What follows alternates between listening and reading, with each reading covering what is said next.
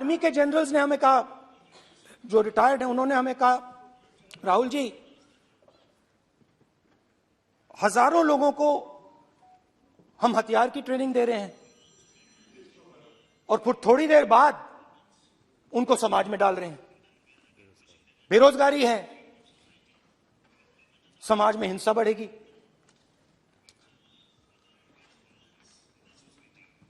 तो उनके मन में था कि ये जो अग्निवीर योजना जो है, ये आर्मी के अंदर से नहीं आई है। और मुझे नाम भी बताया कि अजीत डोभाल जी ने ये योजना आर्मी पे थोपी है। क्यों नहीं ले सकते? क्यों नहीं ले सकते? बिल्कुल ले सकते हैं, पार्लियामेंट में थोड़ी है वो। क्यों नहीं ले सकते? क्या बात कर रहे हैं? सवाल ये तर्क है, बाद में फिर अडानी के लिए भी यही बोलने वाले हैं, फिर ये तर्क है इनका।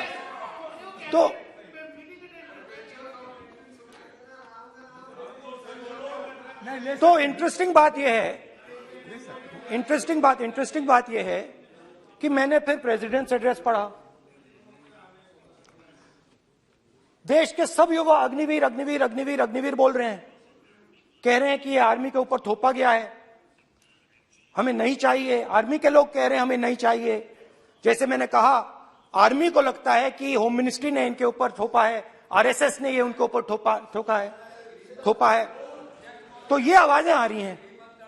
अब मैंने आपका बैठिए,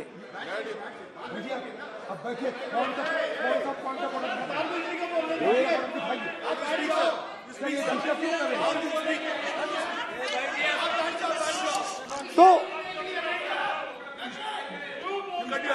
तो एक फर्क, ये थोड़ा पानी ले आओगे? मैंने पानी, तो मुझे एक फर्क दिखा।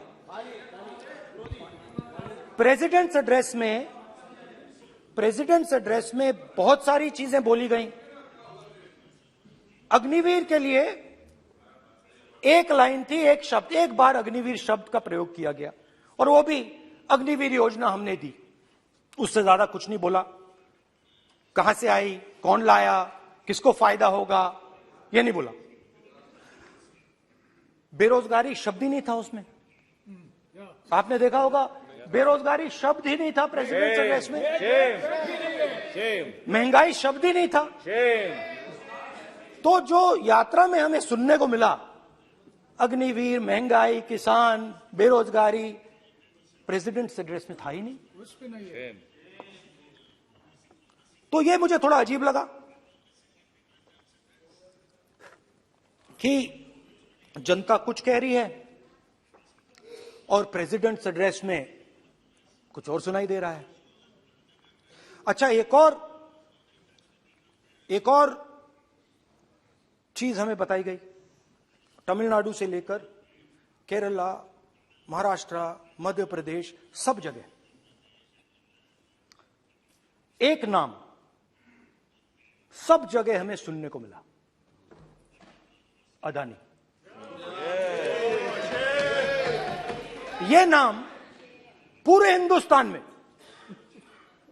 केरल में, तमिलनाडु में, महाराष्ट्र, कर्नाटका, हिमाचल, कश्मीर, सब जगह अदानी अदानी अदानी अदानी अदानी।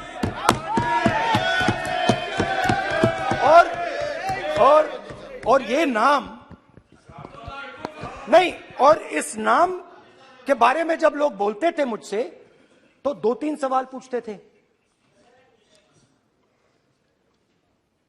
ये पूछते थे कि ये जो अदानी जी हैं, ये किसी भी बिजनेस में घुस जाता है, ये सफलता प्राप्त कर जाता है, ये कभी फेल नहीं होता। और युवाओं ने मुझसे यह सवाल पूछा कि भाई ये हो क्या रहा है, हम भी सीखना चाहते हैं। मोदी जी ने कहा स्टार्टअप करो, हम भी अदानी जी जैसे बनना चाहते हैं। तो भैया किसी भी बिजनेस में घुस जाओ और एकदम सक्सेस हो जाए। यह पहला सवाल था।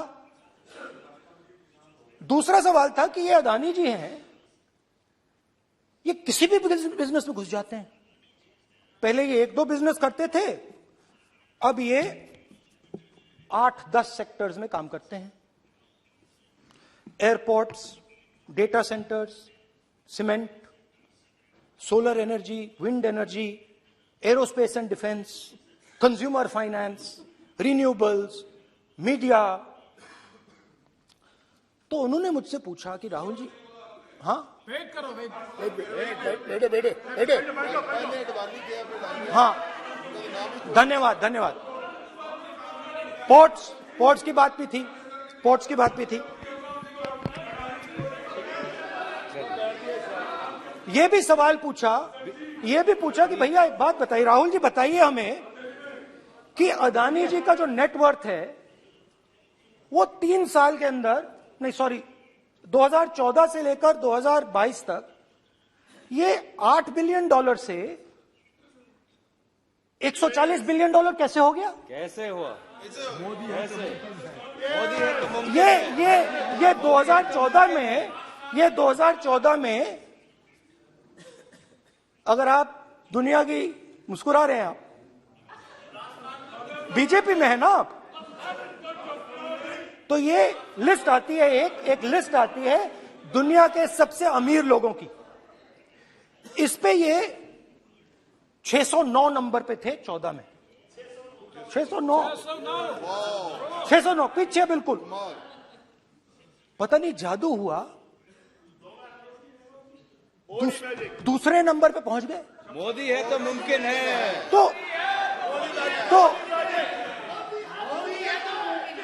तो मुझसे पूछा यार, बहुत सारे लोगों ने पूछा कि भैया राहुल जी बताइए, हिमाचल में सेब की बात होती है, अदानी जी। कश्मीर में सेब की बात होती है, अदानी जी। पोर्ट्स की बात होती है, अदानी जी। एयरपोर्ट्स की बात होती है, अदानी जी। इंफ्रास्ट्रक्चर, अच्छा हम सड़क पे चल रहे हैं, मैं पूछूं किसने बनाई? अदानी जी। तो लोगों ने यह भी पूछा कि राहुल जी ये जो अदानी जी जो हैं, इनकी सफलता कैसे हुई? Just right it neatly. तो नहीं स्पीकर सर, वो फोटो है सर, वो पोस्टर नहीं है। आप वरिष्ठ सदस्य हैं। मैंने कहा कि 2014 में वो 609 नंबर पे थे, कुछ ही सालों में वो दूसरे नंबर पे पहुंच गए। कैसे पहुंचे? मैं आपको, बहुत सारी इंडस्ट्रीज में काम करते हैं, मैं आपको 2-3 इंडस्ट्रीज का उदाहरण दे देता हूं।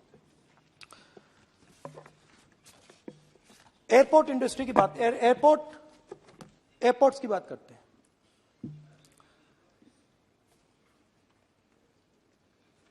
कुछ साल पहले सरकार ने हिंदुस्तान के एयरपोर्ट्स को डेवलप करने के लिए दिया।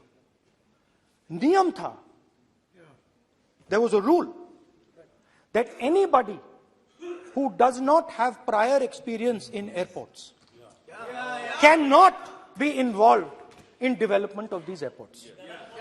नहीं, गलत नहीं बोल रहा हूं।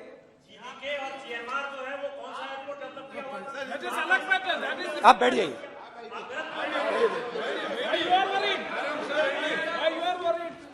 अडानी के डिफेंस में आ गए सर।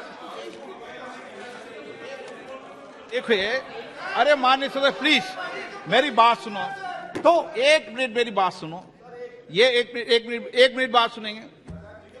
ये संसद है, अपन किस दिशा पर चर्चा कर रहे हैं ये देश देख रहा है।